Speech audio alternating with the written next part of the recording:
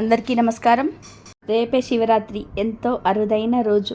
ఎందుకంటే ఇది శ్రవణ నక్షత్రం శుక్రవారంతో కలిసి వచ్చింది. సేమ్ ఇలాంటి శివరాత్రి 349 సంవత్సరాల క్రితం వచ్చిందని, మళ్ళీ ఇప్పుడు వచ్చిందని శాస్త్ర పండితులు చెప్తున్నారు. ఈ శివరాత్రి పర్వదినం అనేది శివుడికి అత్యంత ప్రీతిపాత్రమైన రోజు. శంకరుడు అంటే అందరికీ శుభాలు కలిగించేవాడని అర్థం. ఈ విశ్వాసాన్ని నడిపించే పరమేశ్వరుడు శివలింగంగా ఆవిర్భవించింది శివరాత్రి రోజే. పార్వతిని వివాహం చేసుకున్నది కూడా ఈ రోజే.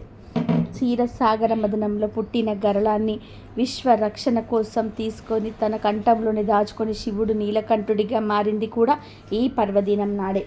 అందుకే శివరాత్రి రోజు గరళం అయిన మంట నుంచి ఉపశమనం కలిగించటం కోసం శివలింగానికి అభిషేకాలు నిర్వహించే ఉపవాస దీక్షలు చేయాలని పురాణాలు చెప్తున్నాయి. అయితే ఎంతో విశేషమైన ఈ శివరాత్రి రోజు ఉదయం మరియు సాయంత్రం స్నానం చేసే నీటిలో ఈ ఒక్కటి వేసుకొని చేస్తే చాలు. 1 గంటలో దరిద్రం, దోషాలు, పాపాలు మొత్తం పోతాయి. కోటి జన్మల పుణ్యం వస్తుంది. మీ ఒంట్లోని నెగిటివ్ ఎనర్జీ, రోగాలు కూడా పోతాయి. అంతేకాదు ఈరోజు ఇలా స్నానం చేయడం వలన మీ ఒంటికి దివ్యశక్తులు వస్తాయి, చెడు ఆలోచనలు పోతాయి, మీ శరీరంలోని వ్యాధులన్నీ కూడా పోతాయి. ఎప్పుడైతే మీరు దీనిని నీటిలో వేస్తారో అప్పుడు ఆ నీటికి అత్యంత శక్తి వస్తుంది. ఆ నీరు మీ శరీరంపై పడితే ఆ దివ్యశక్తిని మీ శరీరం గ్రహిస్తుంది. ఈరోజు ఇలా స్నానం చేస్తే మహాశివుడి అనుగ్రహంతో కోటి జన్మల పుణ్యం వస్తుంది. దేనినైనా సాధించే శక్తి వస్తుంది. మరి శివరాత్రి రోజు ఉదయం సాయంత్రం స్నానం చేసే నీటిలో ఏం వేసి చేయాలి అనే విషయాన్ని ఇప్పుడు ఈ వీడియోలో వివరంగా తెలుసుకుందాం. ఫ్రెండ్స్, ఫస్ట్ అయితే ఈ వీడియోకు ఒక లైక్ కొట్టి మా ఛానల్ని సబ్స్క్రైబ్ చేసుకొని మాకు సపోర్ట్ చేయండి. పూర్వం బ్రహ్మ విష్ణువులు తమలో తాము నేను గొప్ప అంటే నేను గొప్ప అని వాదించుకున్నారు. ఆ వాదనలాట కాస్త వివాదంగా మారింది. అది మరింతగా పెరిగి యుద్ధానికి దారితీసింది. ఆ యుద్ధానికి లోకాలన్నీ కూడా తల్లడిల్లాయి. దాంతో పరమేశ్వరుడే స్వయంగా రంగంలోకి దిగాలనుకున్నాడు. ఈశ్వర సంకల్పంతో ఒక పెద్ద జ్యోతిర్లింగం బ్రహ్మ విష్ణువు మధ్య వెలిసింది. బ్రహ్మ విష్ణువులిద్దరూ లింగాన్ని సమీపించారు. అప్పటి వరకు వారి మధ్యనున్న ఆధిపత్య పోరు తాత్కాలికంగా సిద్ధమనిగింది. ఆ మహాలింగం మొదలవుతుంది తెలుసుకోవాలన్న ఆసక్తి వారికి కలిగింది. బ్రహ్మ హంసరూపం ధరించి లింగం అగ్రభాగాన్ని చూడడానికి, విష్ణువు వరాహ రూపంలో ఆదిని కనుగొనడానికి బయలుదేరాడు. బ్రహ్మకు ఇంతవరకు లింగం అగ్రభాగం కానీ మొదలు కానీ కనిపించలేదు. ఇంతలో లింగం పక్క నుంచి ఒక మొగలి పువ్వు జారి కిందకు రావడం చూసి బ్రహ్మ దాన్ని ఆపి తనకు, బ్రహ్మకు, విష్ణువుకు నడమ జరిగిన వాదాన్ని వివరించి సహాయం చేయమని అడిగాడు. ఆవు కనబడితే అదే విధంగా చెప్పి ఆ లింగం అగ్రభాగాన్ని చూపినట్టుగా విష్ణువుతో చెప్పేటప్పుడు అది నిజమేనని సాక్ష్యం ఇవ్వమని ప్రాధేయపడ్డాడు. దాంతో ఆవు మొగలి పువ్వు సాక్షాత్తు సృష్టికర్తయే తనను బ్రతిమిలాడేసరికి కాదనలేక సరే అంటాయి. 2 కిందకు దిగి వచ్చేసరికి విష్ణువు తాను ఆ లింగం మొదలు చూడలేకపోయాడని ఒప్పుకున్నాడు. కానీ బ్రహ్మ తాను లింగం అగ్రభాగాన్ని చూశానని, కావాలంటే ఆవును మొగలి పువ్వును అడగమని చెప్తాడు. అప్పుడు నిజమే అంది మొగపువ్వు. బ్రహ్మదేవుడి మాటలు కాదనలేక ఆయన లింగం అగ్రభాగాన్ని చూశాడని ఆవుకు తలతో చెప్తుంది. కానీ అసత్యం చెప్పడానికి ఇష్టం లేక తోకతో చూడలేదని చెప్తుంది. బ్రహ్మదేవుడు అసత్య ప్రచారాన్ని చూడలేక ఈశ్వరుడు ప్రత్యక్షమవుతాడు. బ్రహ్మ చెప్పిన ప్రకారము అబద్ధపు సాక్ష్యం చెప్పిన మొగలి పువ్వుతో భక్తులు ఎవరు కూడా తను పూజించరాదని, తెల్లవారు లేచి ఆవు ముఖం చూడటం కూడా పాప కారణమని శపించాడు. ఆవు అభ్యర్థన మేరకు తోకతో నిజం చెప్పింది కాబట్టి తుష్ట భాగం పవిత్రమైనది. తోక భాగాన్ని పూజించిన వారికి పుణ్యఫలాలు కలుగుతాయని వరాన్ని అనుగ్రహించాడు పరమేశ్వరుడు. తర్వాత బ్రహ్మ, విష్ణు, శివుడు ఆధిక్యతను గ్రహించి పూజించి కీర్తించారు. అలా శివుడు లింగ రూపంలోని ఆవిర్భవించిన రోజే మహాశివరాత్రి అయినదని పురాణ కథనం. ఇంకా ఎంత పవిత్రమైన ఈ శివరాత్రి రోజు ఉదయం మరియు సాయంత్రం స్నానం చేసే నీటిలో 3 మారేడు ఆకులను కానీ లేదా పసుపును కానీ కలుపుకొని స్నానం చేయాలి. ఇలా ఈరోజు మారేడు ఆకులను కానీ పసుపును కానీ వేసుకొని స్నానం చేస్తే ఆ నీటి ద్వారా దరిద్రము, దోషాలు, పాపాలు అన్నీ తొలగిపోతాయి. 1 గంటలో జాతకం మారిపోతుంది. జన్మల దోషాలు తొలగిపోతాయి. కోటి జన్మల పుణ్యం వస్తుంది. ఈరోజు ఇలా స్నానం చేయటం వలన మీ ఒంటికి దివ్యశక్తులు వస్తాయి, చెడు ఆలోచనలు పోతాయి, మీ శరీరంలోని వ్యాధులన్నీ కూడా నయమవుతాయి. ఎప్పుడైతే మీరు దీనిని నీటిలో వేస్తారో అప్పుడు ఆ నీటికి అత్యంత శక్తి వస్తుంది. ఆ నీరు మీ శరీరంపై పడితే ఆ దివ్యశక్తిని మీ శరీరం గ్రహిస్తుంది. ఈరోజు ఇలా స్నానం చేస్తే మహాశివుడి అనుగ్రహంతో కోటి జన్మల పుణ్యం వస్తుంది, దేనినైనా సాధించే శక్తి వస్తుంది. శివరాత్రి రోజు ప్రతి ఒక్కరు కూడా ఈ విధంగా స్నానం చేసి శివ ఫలితాలను పొందండి, శివ అనుగ్రహాన్ని పొంది ఆనందంగా జీవించండి. మాఘ బహుళ చతుర్దశికే మహాశివరాత్రి అని పేరు. శివుడు పండుగలలో ప్రధానమైనది మహాశివరాత్రి. ఈ పవిత్ర దినాన భక్తులు శివుని 3 పద్ధతుల్లో పూజిస్తారు. అది శివార్చన, ఉపవాసము, జాగరణ. వీటిల్లో ఉపవాసానికి చాలా ప్రాధాన్యత ఉంటుంది. వాస్తవానికి మహాశివరాత్రి నాడు ఉపవాసం చేసి శివనామస్మరణ చేయటం కన్నా ముఖ్యమైనది శివుడికి మరి ఒకటి లేదు. ఉపవాసం అంటే మనసును శివునికి దగ్గరగా ఉంచడం అని శాస్త్రాలు చెప్తున్నాయి. మహాశివరాత్రి రోజు ఉపవాసం చేయాలి. ఉపవాసం చేసే సమయంలో పండ్లు, పచ్చి పాలు తీసుకోవచ్చు. ఉడికించినవి, వండినవి అస్సలు తినకూడదు. అత్యంత పవిత్రమైన ఈరోజు దేవుడికి దగ్గరగా ఉండే దైవనామస్మరణ చేసుకోవాలి. ఈరోజు శివాలయానికి వెళితే అక్కడ పెట్టే పలహారం తినవచ్చు. ఉపవాసం ఉన్నా కానీ అక్కడ పెట్టే పలహారం తినవచ్చు. కొంతమంది ప్రసాదం పెడితే ఉపవాసం ఉన్నం వద్దు అంటారు. ఎప్పుడైనా ప్రసాదాన్ని వద్దు అని అనకూడదు. అది ఆ దేవుడికి ఇష్టం ఉండదు. ప్రసాదం దేవుడికి నివేదించింది కాబట్టి నిరభ్యంతరంగా తీసుకోవచ్చు. శివరాత్రి ఉపవాసం ఉండేవారు మంచం మీద కానీ కుర్చీలో కానీ కూర్చోకూడదు. ఈరోజు కటిక నేల మీద కూర్చొని, చాప మీద కూర్చొని దైవనామస్మరణ చేసుకోవాలి. ఈరోజు కనీసం లింగోద్భవ కాలం అంటే ఇషిత కాలం వరకు మేల్కొని ఉండాలి. ఈ సమయంలో శివలింగానికి అభిషేకం చేయాలి, లేదా శివాలయాల్లో అభిషేకం చేస్తున్నప్పుడు చూసినా చాలు, కోటి జన్మల పుణ్యం లభిస్తుంది. ఆరోగ్యం బాగులేని వారు శివరాత్రి ఉపవాసం చేయకపోవడమే మంచిది. ఎందుకంటే బాధపడుతూ ఉపవాసం చేయటం శివుడికి అస్సలు ఇష్టం ఉండదు. శివరాత్రి రోజు ఎట్టి పరిస్థితుల్లోనూ కూడా మాంసాహారం తినకూడదు. తింటే అలాంటి వారు నరకానికి పోతారు. ఈరోజు తెల్లవారుదాకా నిద్ర లేవకుండా ఉండకూడదు. మరియు సాయంత్రం ప్రదోష కాలంలో అస్సలు నిద్రపోకూడదు. అత్యంత పవిత్రమైన ఈరోజు శివుని నీటితో అభిషేకిస్తే ఎంతో సంతోషిస్తాడని పురాణాలు చెప్తున్నాయి. ఈరోజు ఎవరైనా శివలింగం మీద చెంబుడు నీళ్లు పోస్తే శివుడు సంతోషించి అలాంటి వారి కోరికలు నెరవేరుస్తాడు. ఎందుకంటే ఆ మహాశివుడు అభిషేక ప్రియుడు. ఇలా నీటితో అభిషేకం చేసే సమయంలో మన ఒంటిపై ఉండే చెమట ఎట్టి పరిస్థితుల్లో కూడా శివలింగంపై పడకూడదు. అలా పడితే అది మహాపాపంగా పరిగణించబడుతుంది. ఈరోజు ప్రతి ఒక్కరు కూడా ఉపవాసం ఉండి ఓం నమః శివాయ అని పంచాక్షరి మంత్రం జపిస్తూ దేవుడికి దగ్గరగా ఉండడానికి ప్రయత్నం చేయాలి. శివరాత్రి రోజు అందరు శివాలయానికి వెళ్తారు. కానీ చాలామందికి శివాలయంలో ప్రదక్షిణలం ఎలా చేస్తే అధిక ఫలం వస్తుంది అనే విషయం తెలియదు. మిగిలిన దేవాలయాల్లో లాగా ఈశ్వరుని దేవాలయాల్లో మామూలుగా ప్రదక్షిణ చేయకూడదు. దానికి ఒక ప్రత్యేకమైన పద్ధతి ఉంటుంది. శివాలయంలో చేసే ప్రదక్షిణలను చండీ ప్రదక్షిణ లేదా సోమసూత్ర ప్రదక్షిణ అని అంటారు. లింగ పురాణంలో ఈ విధానం గురించి స్పష్టంగా పేర్కొనబడింది. శివాలయంలో ప్రదక్షిణలు ఎలా చేయాలి అంటే, ముందు నందీశ్వరుని వద్ద అంటే ధ్వజస్తంభం వద్ద ప్రారంభించి అక్కడి నుండి చండీశ్వరుని వద్దకు వెళ్ళాలి. చండీశ్వరుని దర్శించుకొని అక్కడి నుండి మళ్ళీ వెనక్కి తిరిగి ధ్వజస్తంభం దగ్గరికి వచ్చి అక్కడి నుంచి చండీశ్వరుడి వద్దకు వెళ్ళాలి. చండీశ్వరుని దర్శించుకొని అక్కడి నుండి మళ్ళీ వెనక్కు తిరిగి ధ్వజస్తంభం దగ్గరికి వచ్చి ప్రదక్షిణలు మొదలుపెట్టి సోమసూత్రం వరకు అంటే అభిషేక జలం బయటకు పోవు దారి వరకు వెళ్ళి వెనకకు తిరిగి మరలా ధ్వజస్తంభం దగ్గరకు రావాలి. ఇలా చేస్తే ఒక ప్రదక్షిణం పూర్తయినట్టు. ఈ శివ ప్రదక్షిణలో సోమసూత్రాన్ని దాటరాదు. ఎందుకంటే సోమసూత్రం దగ్గర ప్రథమ గణాలు కొలువై ఉంటారు.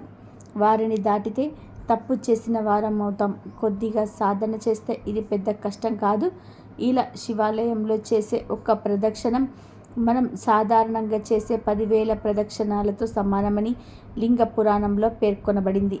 ఇలా 3 సార్లు ప్రదక్షిణాలు చేయాలి కనుక మీరు కూడా శివాలయానికి వెళ్ళినప్పుడు ఈ విధానంగా ప్రదక్షిణలు చేసి శివుడి అనుగ్రహంతో 10,000 రెట్ల అధిక ఫలాలను పొందండి.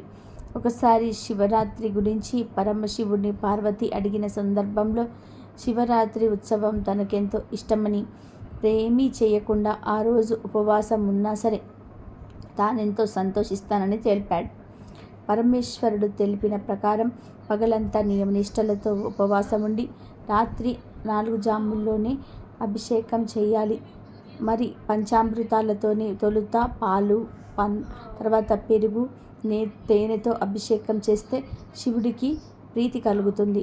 మర్నాడు బ్రాహ్మణులకు భోజనం వడ్డించిన తర్వాత భుజించి శివరాత్రి వ్రతం పూర్తి చేయాలి. దీనిని మించిన వ్రతం మరొకటి లేదని స్వయంగా పరమశివుడు తెలిపాడు. ప్రత్యేకించి ఈ సంవత్సరం మహాశివరాత్రి రోజు ఆడవాళ్ళు ఎల్లో కలర్ లేదా గ్రీన్ కలర్ లేదా పింక్ కలర్ ఈ మూడిటిలో ఏదో ఒక రంగు ఉండే చీరను కట్టుకొని శివ ఆరాధన చేస్తే పార్వతీ పరమేశ్వరుల అనుగ్రహం కలుగుతుంది. మీకు ఉన్న కష్టాలన్నీ కూడా పోతాయి. ఈశ్వరుడే ఐశ్వర్యాన్ని ఇస్తాడు.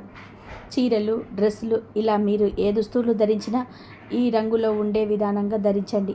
ఆడవారు, ముఖ్యంగా పెళ్ళైన ఆడవాళ్ళు శివరాత్రి రోజు ఈ రంగులో ఉండే దుస్తులు ధరిస్తే దీర్ఘ సుమంగళి యోగం కలుగుతుంది. భర్తకు మంచి జరుగుతుంది. శివుడి అనుగ్రహం లభిస్తుంది. ఆడవారనే కాదు, మగవారు, పిల్లలు, పెద్దలు, ముసలివాళ్ళు అందరూ కూడా ఈరోజు ఈ రంగులో ఉండే దుస్తులను ధరించటం వలన పరమేశ్వరుడి యొక్క అనుగ్రహం లభిస్తుంది. కనుక శివరాత్రి రోజు అందరూ చక్కగా ఉదయమే నిద్రలేచి శుచిగా స్నానం చేసుకొని ఎల్లో లేదా గ్రీన్ లేదా పింక్ కలర్లో ఉండే దుస్తులను ధరించండి. లేదా ఈ రంగుల కలయికలో ఉండే దుస్తులను ధరించండి. మీకు మంచి జరుగుతుంది. శివరాత్రికి ఈ రంగు దుస్తులు ధరించడం శ్రేయస్కరమని జ్యోతిష పండితులు కూడా సూచిస్తున్నారు. శివరాత్రి రోజు అందరూ ఈ రంగు దుస్తులను ధరించండి. ఆడవాళ్ళు, మగవాళ్ళు, పిల్లలు, పెద్దలు ఇలా కుటుంబంలో అందరూ ఈ రంగు దుస్తులను ధరించి శివాలయానికి వెళ్ళండి. పరమశివుడి భక్తి శ్రద్ధలతో పూజించండి. మీకంతా మంచి జరుగుతుంది. కనుక శివరాత్రి రోజు అందరూ ఈ రంగు దుస్తులను ధరించి శివ అనుగ్రహంతో సకల ఐశ్వర్యాలను పొందండి. మహాశివుడు అనేవాడు మాతృవాత్సల్య కలవాడు. అంటే తల్లి తన బిడ్డను ఏ విధంగా రక్షిస్తుందో శివుడు అలా తన భక్తుల భక్తికి పరవశించి కోరిన కోరికలన్నీ తీరుస్తాడు. మహాశివరాత్రికి పగలంతా ఉపవాసం ఉండి రాత్రి జాగరణ చేసి మరుసటి రోజు స్నానం చేసి మహా నైవేద్యాన్ని అన్నం కూరలు వండి దేవుడికి నివేదన చూపించి ధారణ చేయాలి. అంటే ఆ పదార్థాలు తిని ఉపవాసం నిర్వహించాలి. మీరు తినడానికి ముందే బ్రాహ్మణులకు కానీ పేదవారికి కానీ భోజనం పెట్టాలి.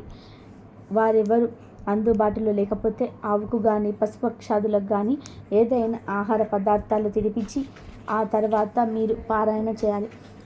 పిలిస్తే పలికే దైవం శివుడు. బోలా శంకరుడికి అభిషేకం చేయించటం ద్వారా పరిపూర్ణ జ్ఞానాన్ని, దైవానుగ్రహం పొందవచ్చని పురాణాలు తెలుపుతున్నాయి. అభిషేకం సమయంలో దైవానుగ్రహాల నుంచి అత్యంత విలువైన శక్తులు వెలువడుతున్నాయి. అభిషేకాలు అంటేనే దేవతలు ప్రీతి చెందుతారు. అభిషేక ప్రియుడు శివుడు. అందుకే శివుడికి అభిషేకం చేయించటం ద్వారా విశేష శుభ ఫలితాలను పొందవచ్చు. సాధారణంగా శివుడిని నీటితో కానీ పళ్ళతో కానీ అభిషేకిస్తూ ఉంటారు. ఏ ద్రవ్యంతో అభిషేకించిన ఫలితం ఒకేలాగా ఉంటుందని అనుకుంటూ ఉంటారు.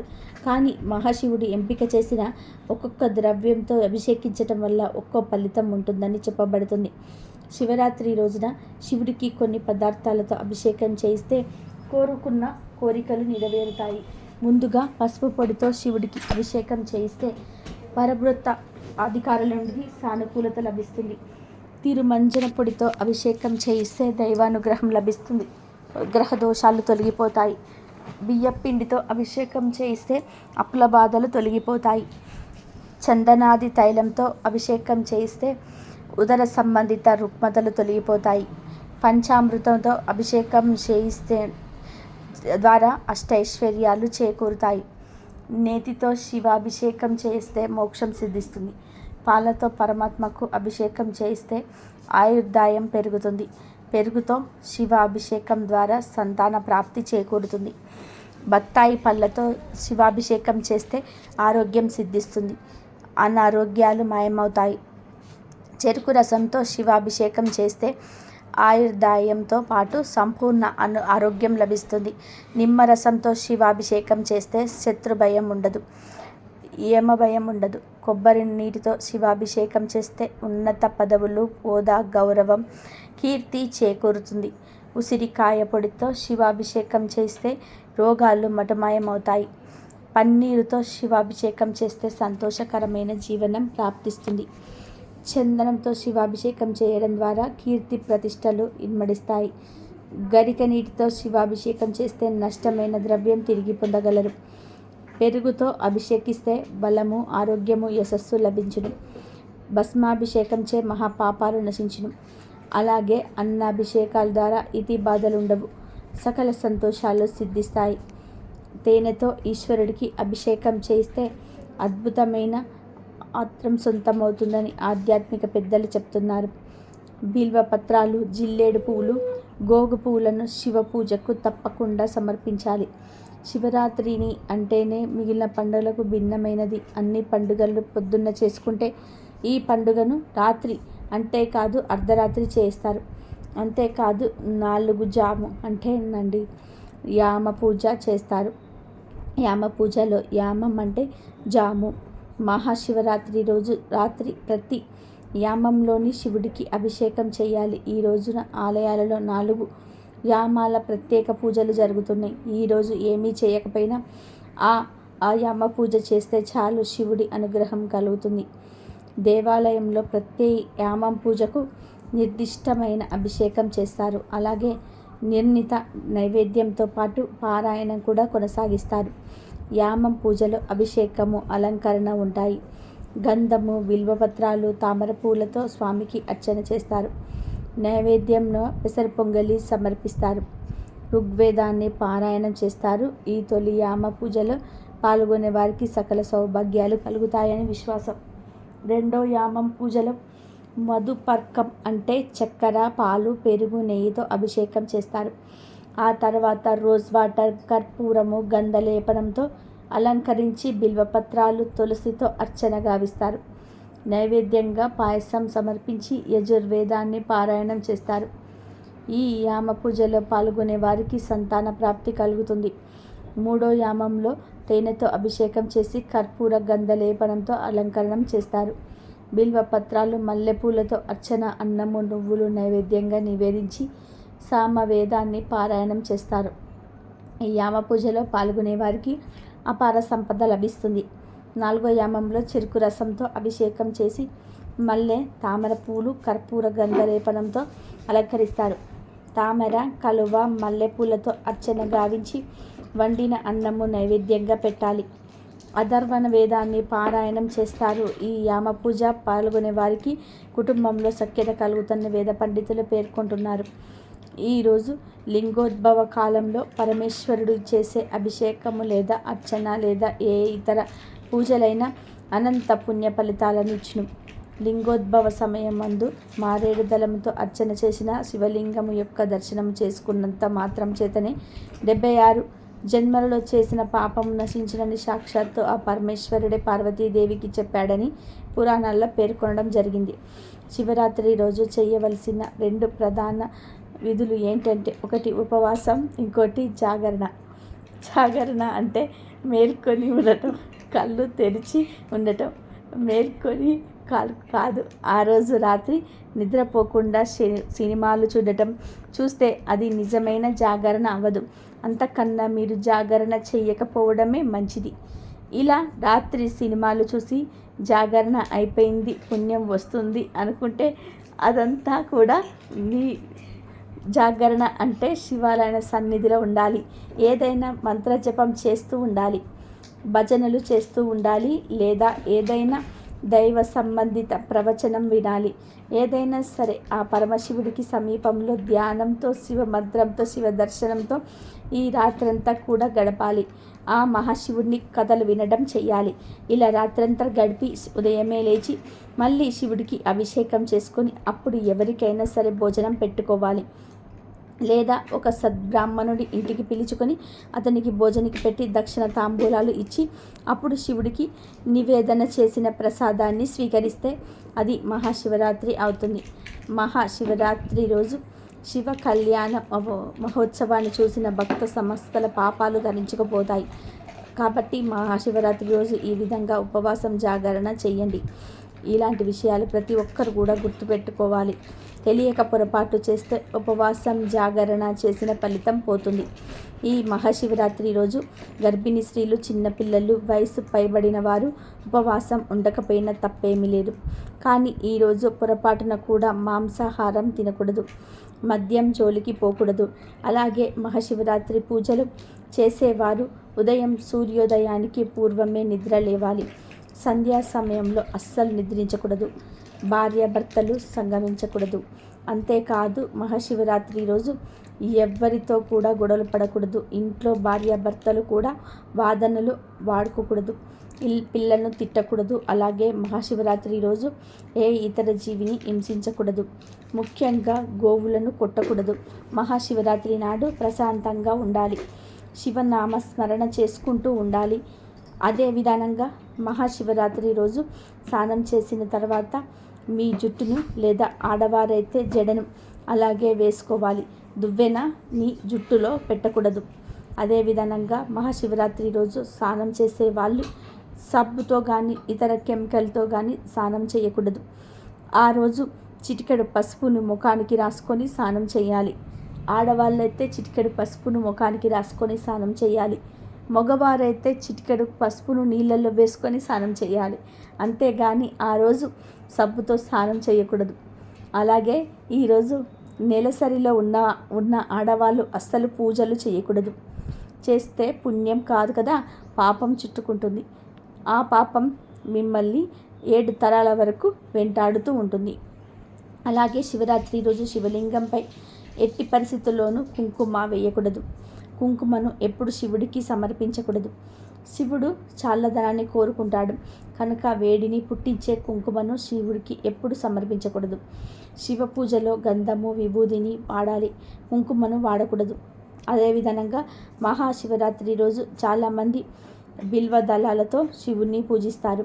కానీ ఆ బిల్వపత్రాలను శివరాత్రి రోజు కొయ్యకూడదు. శివుడికి కోపం వస్తుంది. శివరాత్రికి ముందు రోజే బిల్వపత్రాలను కోసి తెచ్చుకోవాలి. అలాగే శివరాత్రి పూజలో శివుడికి ఎట్టి పరిస్థితుల్లోనూ కూడా సంపంగి పూలను కానీ, తులసి ఆకులను కానీ సమర్పించకూడదు. లేనిపోని కష్టాలు వస్తాయి. ఇవే శివరాత్రి రోజు చేయకూడని పొరపాట్లు. ఇదండి ఈరోజు వీడియో. నా వీడియో కనుక మీకు నచ్చినట్లయితే ప్లీజ్ లైక్ చేయండి, షేర్ చేయండి, సబ్స్క్రైబ్ చేయండి. మరొక మంచి వీడియోతో మళ్ళీ కలుద్దాం.